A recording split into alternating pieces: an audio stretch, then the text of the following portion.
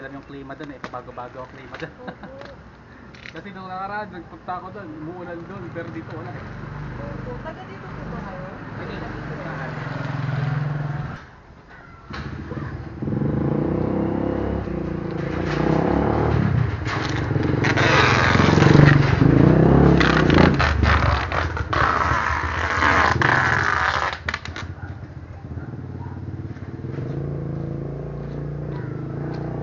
Ayun guys, naka-pick up tayo isang binyan at saka isang abunan. Pick up. Yan guys, ayun siya, regulator tsaka ano, yung electric. Good day, this is Toto ng Pinasildo. Dito tayo may Christmas. Kasalukuyan naghihintay ng booking. Ayan, tingnan tayo ng booking papunta na Taguig or Taguig. Stay tuned lang. Good day guys, this is Popo ng Pinas and nandito tayo sa may San Pedro, saan masasaksihan natin yung lamat ng bagyo. Taas pa rin. And ito si Bukbuk, medyo galit yata sa mundo sa akin eh.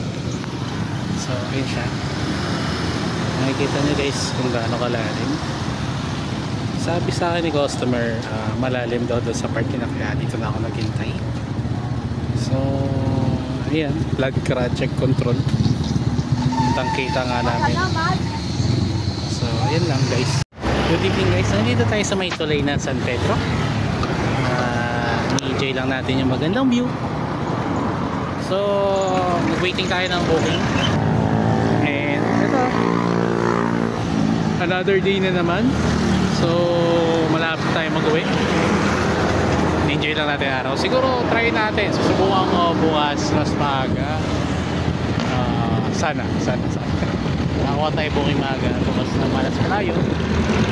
And try natin kung possible na makapag-north tayo since 100 kilometers is nagagawa naman natin. So try naman natin sa north.